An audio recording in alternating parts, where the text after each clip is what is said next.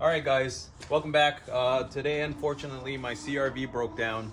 Apparently when you're driving and your power steering goes out and everything, all the lights come on and it just goes haywire. That's one of the signals that the alternator went bad apparently. So today we're going to go and change the alternator. There are a few videos on this, not extremely like crystal clear. There's actually one video that I saw that was pretty okay. But I'm going to go through the process to show you guys how fast we can do it without taking it to the dealership. The part will cost you about $240 to $300 with a core exchange. But if you take it to the dealership, good luck.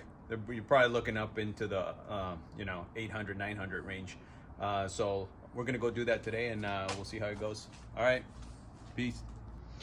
Guys, don't forget to disconnect your battery. Forgot to tell you, that should be actually step one. So we'll get started with that one.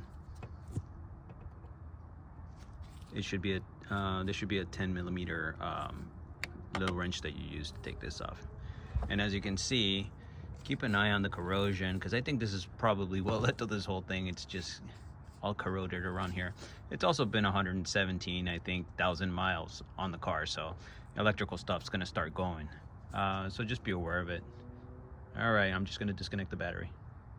Don't forget to disconnect your headlight. Taking this little cable out of the way makes a big difference when you're trying to take out the alternator. All right, so removing this, you get the reservoir out and you just pop it off just with some pressure. There's a little clip down here that you could use a screwdriver, and it's down there, right there. You can use a screwdriver or use some brute force and take this out. Just pop it off. There we go. Take this out of the way here. Step 2 would be removing that bracket that holds the reservoir.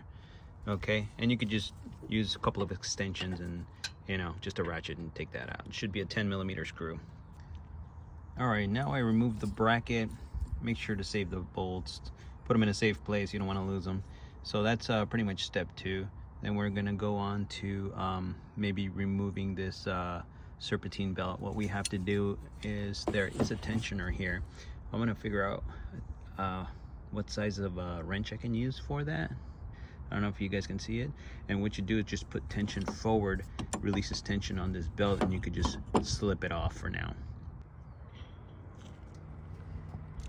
All right, you see how I actually, I'm using leverage to pull that tensioner. That tensioner is gonna be pulled towards the front of the car.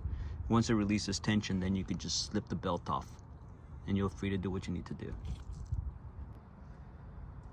Okay, so far everything's going as planned. Release the tension and release the belt. See, it's nice and loose. Now we're gonna work on this to get this out of the way, and then we're gonna try to remove the alternator. So far it's pretty smooth. All right, so this up here should be a 12 millimeter, same as the one at the bottom. This one we're just loosening. This one is the one we're taking out. All right, we're at the step where we could start removing the alternator. These are going to be 12 millimeter bolts. So it should be one here and then 2 at the bottom. Then of course we got to disconnect the electrical stuff on it. So I'm going to go ahead and do that part. So I think this is going to be pretty tight. Oh, maybe not.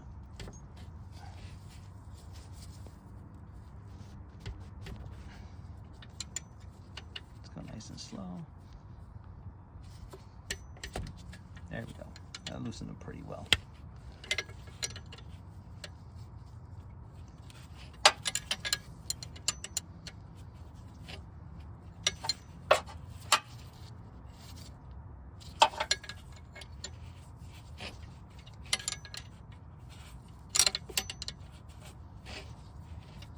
All right, you guys get the gist of this, right? So I'm gonna go ahead and remove this bolt and then work on the other 2. That it's going to be impossible to get a camera shot on that, I think, but we'll see how I'm going to get a hold of that.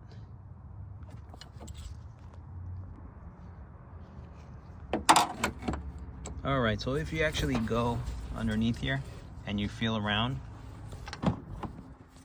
if you feel it right underneath, it's not too far under that you're going to actually feel those 12 millimeter bolts. So apparently I didn't need an extension to take those 12mm bolts out from underneath, but be careful, because if you're using your wrench to actually loosen up the bolts there and it falls down there, you're gonna have to take the plastic part from underneath to actually get that wrench back. So good luck with that. I'm just gonna continue battling with this, and hopefully I'll get that last bolt off.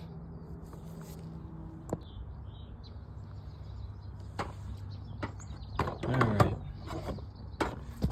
So honestly, I think the engineers who make these freaking cars hate people, because to get those screws was a pain in the ass. But anyways, the one on this side, I did not use an extension.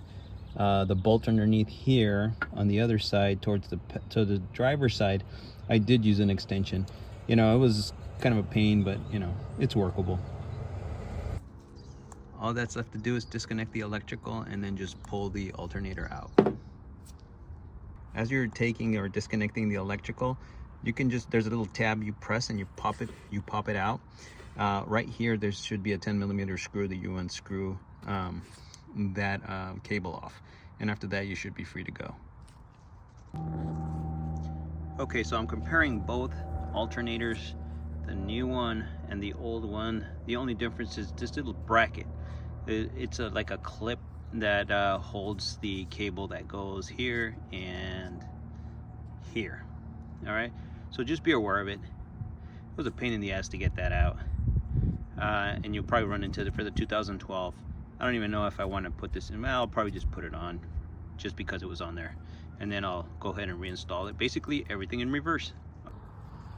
All right, so just hand tighten the screws when you start off, and then tighten it with the socket, and then you can start tightening it with the ratchet. But for now, this is what it looks. Basically, we're just going in reverse. Everything that we did, we're just going in reverse. Just be careful when you're tightening this, that little electrical wire here, when you're tightening it down with that 10mm bolt. Don't tighten it too hard, because you'll crack this, you're gonna crack the plastic on it. Just be aware of it. Hopefully it didn't cause that much trouble. So I'll turn it on later, and then I'll show you guys how it works. Okay, so in review, step 1, disconnect your battery. This will be cleaned up before I attach it again. Then step 2 would be taking off the reservoir, which pops off. If you can see it, it's on that little bracket. Then you remove the bracket. All right, so after you're done with that, little tension on the pulley, like I showed you on the video. Release the cable, or release the belt, and then you go at it with the alternator. There's 3 bolts, 1 on top, 2 at the bottom. You disconnect the electrical, 1, and then a 10mm screw there. And then after that, you're free to take this out, and then you replace it. Okay, so of course it's not that easy. Never is. I changed the alternator. I jump-started the car.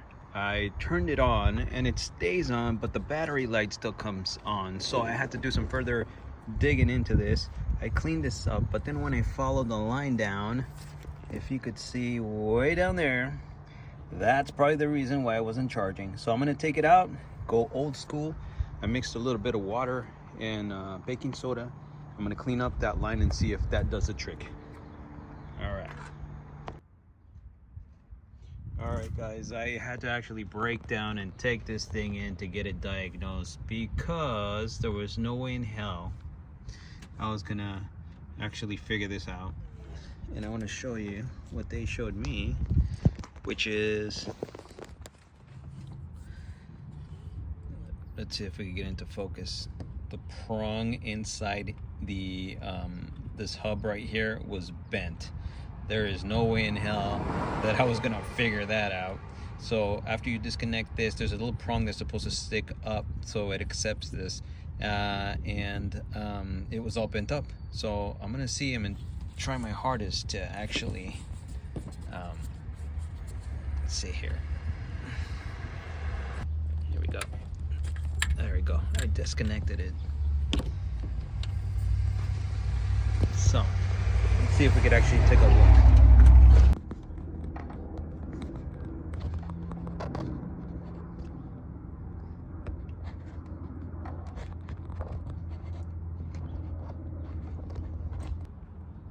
Anyways, all right, so in there's a little prong that's supposed to stick up and it's smashed to the side. So I'm gonna see if I can fix it. If not, I'm gonna have to take this whole thing out and exchange it and get me another alternator. So all right, I'll keep you up to date. Well, I'll be a son of a gun. Let me show you the 3 tools I used. Actually, the 1 tool. Here we go. Just a little pick.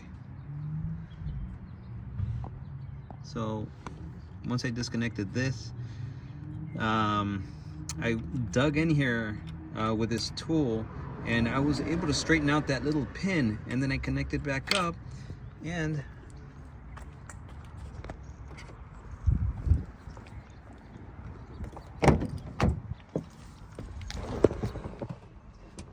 oops.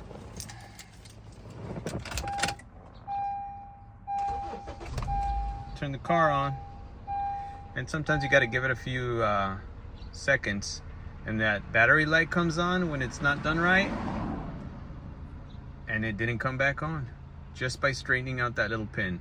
So it cost me 190 bucks for the diagnosis, but worth every penny. Sometimes a dealership can come in handy if you use them right, but we did save at least 400 to 500 bucks on this job just by doing it yourself. Should take about a couple hours, and that's it, guys.